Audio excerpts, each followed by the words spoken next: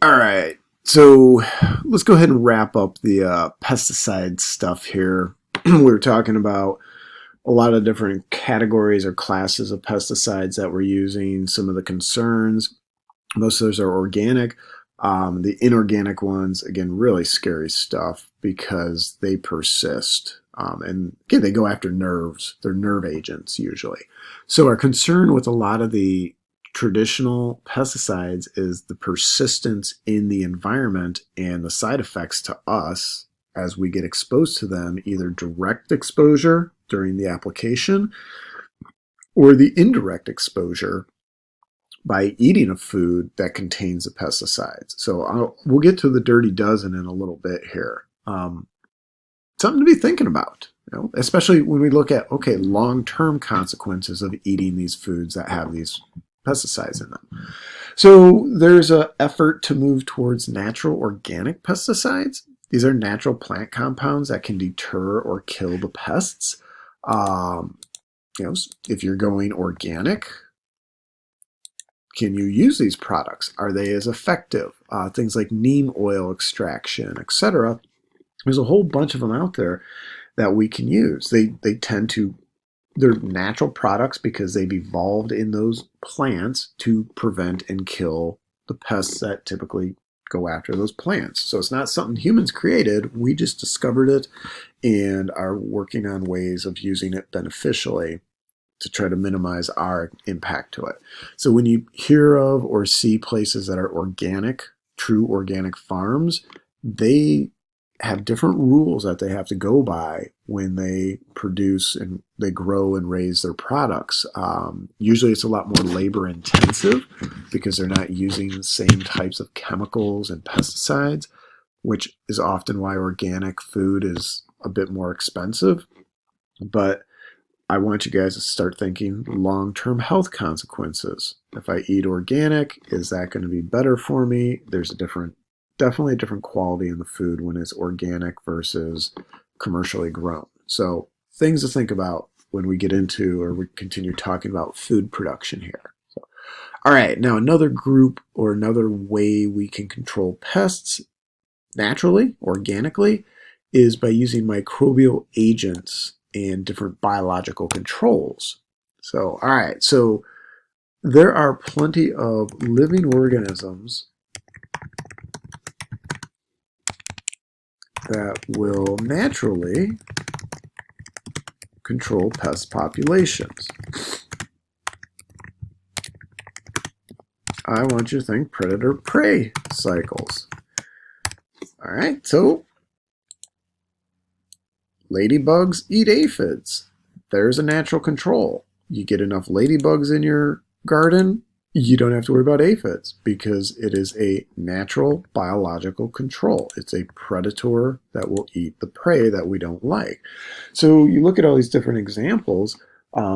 BT, Bacillus thuringiensis, is a soil bacteria that produces a toxin. Well, we've actually taken that gene and inserted it into corn to make it resistant to pests. Can we use that? Can we promote the formation or the growth of the Bacillus thuringiensis bacterial population in our soil to help kill soil parasites that would eat the root systems of our plants, things like that. Bottom left, we got parasitic wasps that will lay their eggs onto caterpillars. And then you look at the caterpillar on the right that is coated with these eggs. Those eggs will develop into larvae. The larvae will eat their way into the caterpillar, kill the caterpillar. Beautiful. Predator-prey relationships, cycles, we can use them. So we want to encourage beneficial insects. We don't want to just go wholesale, let's get rid of all the insects with chemicals because they're all bad. Not at all. Let's focus on the good ones and try to encourage the good ones because they can help control the bad ones. And it's all about trying to create balance. All right, so let's look at the environmental impact or environmental effects of pesticides. So, all right, so what are the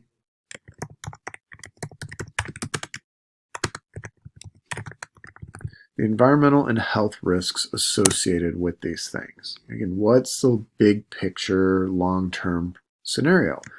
A big concern is the non-target species that are killed with these things. Collateral damage, if you want to call it that. That's bad. Okay, honeybees. Yeah, they got killed because we're using sprays and chemicals to kill these other pests. Well, what's the consequence of losing your honeybees? So, and that's, move it over here. That's one of the problems when we just try to get rid of everything. So the non-target collateral damage. The other concern, we mentioned this earlier, is the pest resistance. This stuff is only good for so long before the pest we're trying to get rid of evolves a resistance to it. Then it's no longer beneficial. We have to come up with a new pesticide. What's the impact of the new pesticide, et cetera, et cetera, et cetera. So lots and lots of challenges and significant impacts or effects of the pesticides on the environment. And then also we can look at our own personal health risk as humans. What are the consequences of us using these things on large scale? What are the health repercussions towards us? So a term I want you to get it to be comfortable with, to be familiar with, POP, P-O-P, persistent organic pollutants. These are problems.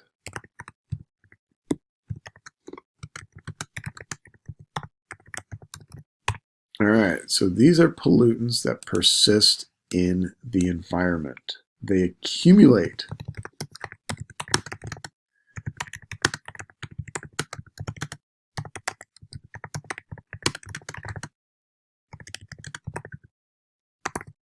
They will accumulate and biomagnify within,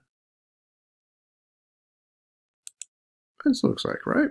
Biomagnify, they will build up in the food chain. So as they move from one species to the next, to the next, to the next, it accumulates. It's primarily found in the fatty tissue.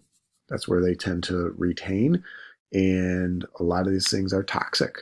So that's the problem. Polar bears have mercury in their bodies. They're not eating thermometers. They're not consuming it directly, but it builds its way up through the food chain, in the aquatic system, in the rain, and it's impacting these animals that live in the Arctic. Whales, same problem. So they have the mercury in them as well. So this primarily will impact species that are higher on the food chain, long-lived, and I really can't give one specific environment or another because the stuff goes across all environments.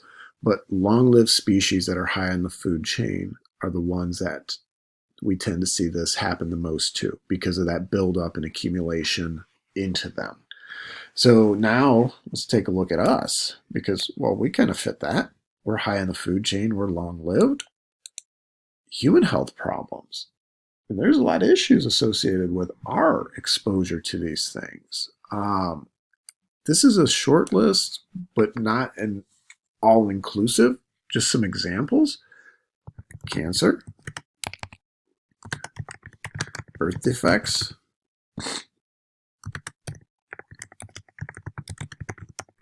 neurological disorders, immune system problems. I'm just going to put a big etc., etc., because there are a lot of unknowns with what's going on with human health. Is it tied back to the use of these chemicals and these things in our environment?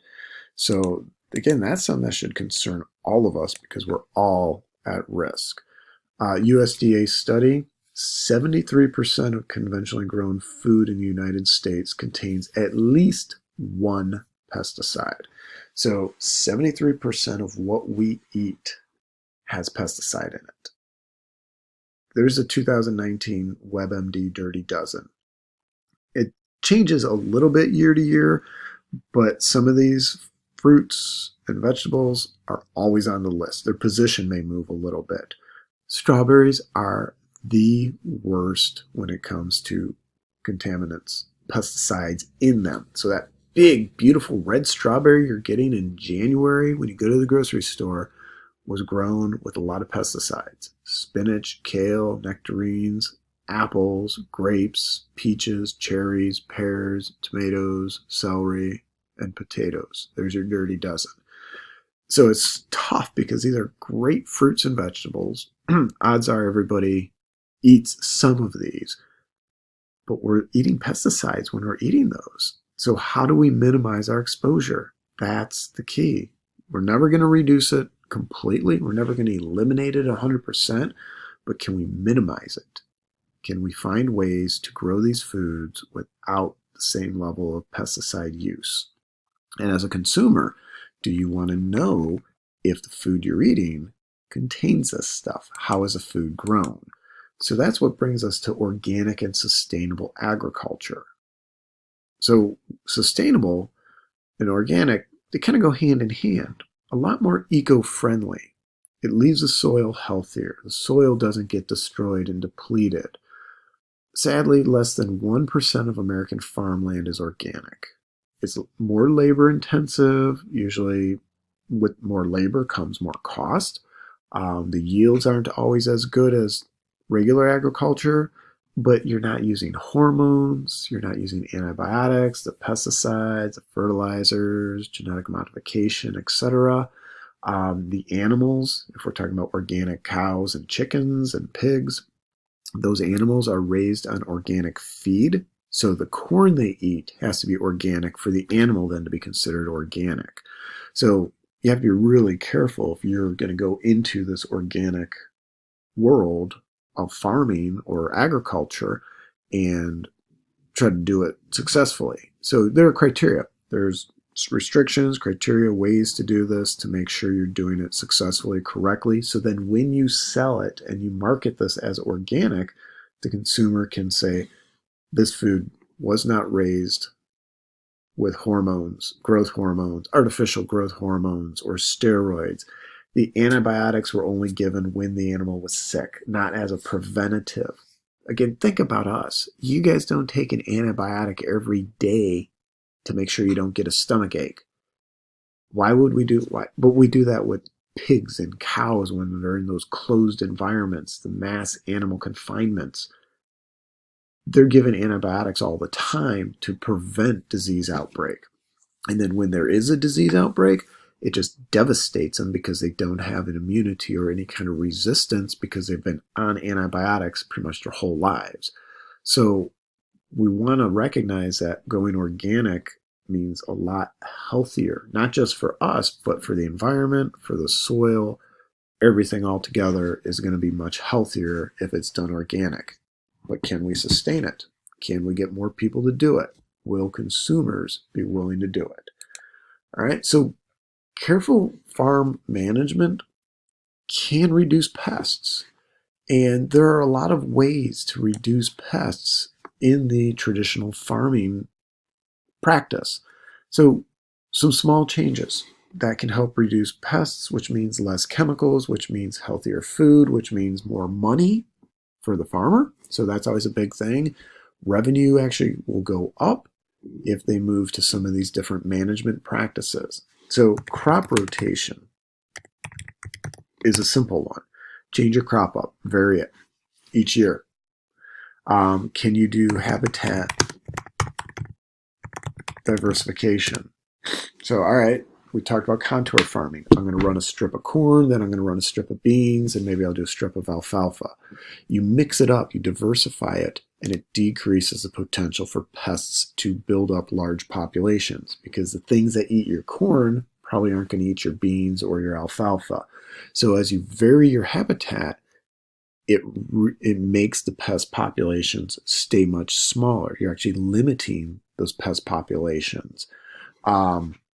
Polyculture is when you do multiple crops intermixed, so you can tie that together with habitat diversification. So the last lecture will be coming up. will wrap everything up and finish out this idea of careful management to